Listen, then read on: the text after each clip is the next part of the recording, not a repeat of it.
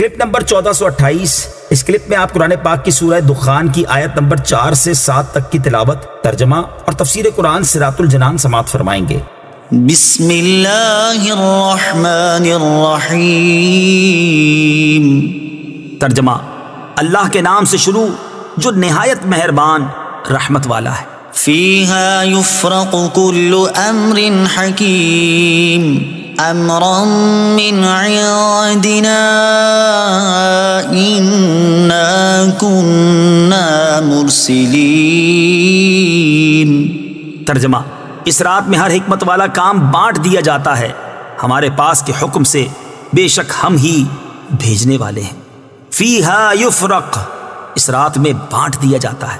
تفسیر صراط الجنان میں ہے اس آیت اور اس کے بعد والی آیت کا خلاصہ یہ ہے کہ اس برکت والی رات میں سال بھر میں ہونے والا ہر حکمت والا کام جیسے رزق، زندگی، موت اور دیگر احکام ان فرشتوں کے درمیان بانٹ دیے جاتے ہیں جو انہیں سر انجام دیتے ہیں، اور یہ تقسیم ہمارے حکم سے ہوتی ہے۔ بے شک ہم ہی سید المرسلین محمد مصطفیٰ صلی اللہ تعالی علیہ وآلہ وسلم اور ان سے پہلے انبیاء علیہم الصلوۃ والسلام کو بھیجنے والے ہیں۔ یاد رہے کہ کئی احادیث میں بیان ہوا ہے کہ 15 شعبان کی رات لوگوں کے امور کا فیصلہ کر دیا جاتا ہے، جیسا کہ ام المومنین حضرت عائشہ صدیقہ رضی اللہ تعالی عنہا فرماتی ہیں، نبی کریم صلی اللہ تعالی علیہ وآلہ وسلم نے مجھ سے ارشاد فرمایا، کیا تم جانتی ہو اس رات یعنی 15ویں شعبان میں کیا ہے؟ میں نے عرض کی، یا رسول اللہ صلی اللہ تعالی علیہ وسلم اس میں کیا ہے؟ ارشاد فرمایا، اس رات میں اس سال پیدا ہونے والے تمام بچے لکھ دیے جاتے ہیں، اور اس سال مرنے والے سارے انسان لکھ دیے جاتے ہیں، اور اس رات میں ان کے اعمال اٹھائے جاتے ہیں اور ان کے رزق اتارے جاتے ہیں۔ ان احادیث اور اس آیت میں مطابقت یہ ہے کہ فیصلہ 15 شعبان کی رات ہوتا ہے، اور شب قدر میں وہ فیصلہ ان فرشتوں کے حوالے کر دیا جاتا ہے جنہوں نے اس فیصلے کے مطابق عمل کرنا ہوتا ہے، جیسا کہ حضرت عبداللہ ابن عباس رضی اللہ تعالی عنہما فرماتے ہیں، لوگوں کے امور کا فیصلہ نصف شعبان کی رات کر دیا جاتا ہے، اور شب قدر میں یہ فیصلہ ان فرشتوں کے سپرد کر دیا جاتا ہے جو ان امور کو سر انجام دیں گے۔ رحمتا من ربک انه هو السمیع العلیم رب السماوات والارض وما بینهما ان کنتم موقنین۔ ترجمہ: تمہارے رب کی طرف سے رحمت ہے، بے شک وہی سننے والا جاننے والا ہے۔ وہ جو رب ہے آسمانوں اور زمین اور جو کچھ ان کے درمیان ہے سب کا، اگر تم یقین رکھنے والے ہو۔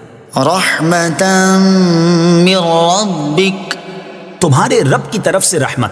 تفسیر صراط الجنان میں ہے اس آیت اور اس کے بعد والی آیت کا خلاصہ یہ ہے کہ قرآن کا اترنا اور رسولوں کی تشریف آوری تمہارے اس رب عز و جل کی طرف سے بندوں پر رحمت ہے جو آسمانوں اور زمین اور جو کچھ ان کے درمیان ہے سب کا رب ہے، بے شک وہی ان کی باتوں کو سننے والا اور ان کے کاموں اور احوال کو جاننے والا ہے۔ اے کفار مکہ، اگر تمہیں اس بات کا یقین ہو کہ اللہ تعالیٰ ہی آسمان و زمین کا رب ہے تو اس بات پر بھی یقین کر لو کہ محمد مصطفیٰ صلی اللہ تعالی علیہ وآلہ وسلم اللہ تعالیٰ کے رسول ہیں۔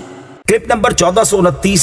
اس کلپ میں آپ قرآن پاک کی سورہ دخان کی آیت نمبر 8 سے 11 تک کی تلاوت، ترجمہ اور تفسیر قرآن صراط الجنان سماعت فرمائیں گے۔ بسم اللہ الرحمن الرحیم۔ ترجمہ: اللہ کے نام سے شروع جو نہایت مہربان رحمت والا ہے۔ لا الہ الا هو یحیی ویمیت ربکم ورب آبائکم الاولین بل هم فی شک یلعبون۔ ترجمہ: اس کے سوا کوئی معبود نہیں، وہ زندگی دیتا ہے اور موت دیتا ہے، وہ تمہارا رب اور تمہارے اگلے باپ دادا کا رب ہے، بلکہ وہ کافر شک میں پڑے کھیل رہے ہیں۔ لا الہ الا ہو، اس کے سوا کوئی معبود نہیں۔ تفسیر صراط الجنان میں ہے یعنی اے لوگو، زمین و آسمان اور ان کے درمیان موجود تمام چیزوں کے رب کے علاوہ تمہارا اور کوئی معبود نہیں، لہٰذا تم اس کے علاوہ اور کسی کی عبادت نہ کرو، کیونکہ اللہ تعالیٰ کے علاوہ اور کوئی معبود ہونے کی صلاحیت نہیں رکھتا۔ اللہ تعالیٰ کی شان یہ ہے کہ وہ جسے چاہتا ہے زندگی دیتا ہے اور جسے چاہتا ہے موت دیتا ہے۔ وہ تمہارا بھی رب ہے اور تمہارے گزرے ہوئے باپ دادا کا بھی رب ہے، جس کی ایسی شان ہے صرف وہی رب ہونے اور عبادت کیے جانے کے لائق ہے۔ بلکہ وہ کافر۔ تفسیر صراط الجنان میں ہے، یعنی اللہ تعالیٰ کی وحدانیت کے جو دلائل ذکر کیے گئے ان کا تقاضا تو یہ تھا کہ کفار اس کی وحدانیت کو مان لیتے، لیکن یہ پھر بھی نہیں مانتے، بلکہ وہ اس کی طرف سے شک میں پڑے اور دنیا کے کھیل کود میں مصروف ہیں اور انہیں اپنی آخرت کی کوئی فکر ہی نہیں۔ فارتقب یوم تأتی السماء بدخان مبین یغشی الناس هذا عذاب علیم۔ ترجمہ، تو تم اس دن کے منتظر رہو جب آسمان ایک ظاہر دھواں لائے گا جو لوگوں کو ڈھانپ لے گا، یہ ایک دردناک عذاب ہے۔ فارتقب، تو تم منتظر رہو۔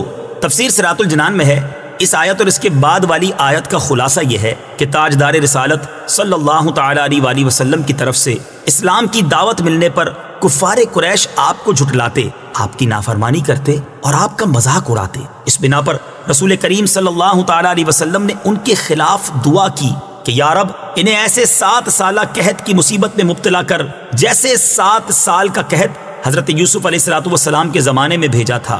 یہ دعا قبول ہوئی اور سرکار دو عالم صلی اللہ تعالی علیہ وسلم سے ارشاد فرمایا گیا، اے حبیب صلی اللہ تعالی علیہ وآلہ وسلم، آپ ان کافروں کے لیے اس دن کے منتظر رہو جب آسمان ایک ظاہر دھواں لائے گا جو لوگوں کو ڈھانپ لے گا۔ چنانچہ قریش پر قحط سالی آئی اور یہاں تک اس کی شدت ہوئی کہ وہ لوگ مردار کھا گئے اور بھوک سے اس حال کو پہنچ گئے کہ جب اوپر کو نظر اٹھاتے اور آسمان کی طرف دیکھتے تو ان کو دھواں ہی دھواں معلوم ہوتا۔ یعنی ایک تو کمزوری کی وجہ سے انہیں نگاہوں کے سامنے اندھیرا محسوس ہوتا اور دوسرا قحط سے زمین خشک ہو گئی، اس سے خاک اڑنے لگی اور غبار نے ہوا کو ایسا گدلا کر دیا کہ انہیں آسمان دھوئیں کی طرح محسوس ہوتا۔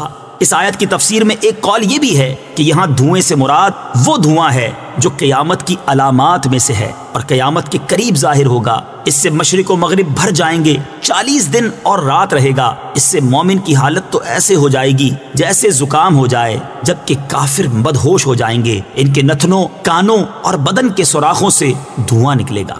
ربنا اکشف عنا العذاب انا مؤمنون۔ ترجمہ، اس دن کہیں گے، اے ہمارے رب ہم سے عذاب دور کر دے، ہم ایمان لاتے ہیں۔ ویڈیو دیکھنے کا شکریہ۔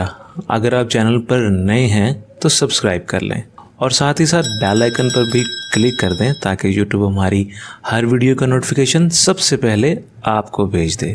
جزاک اللہ۔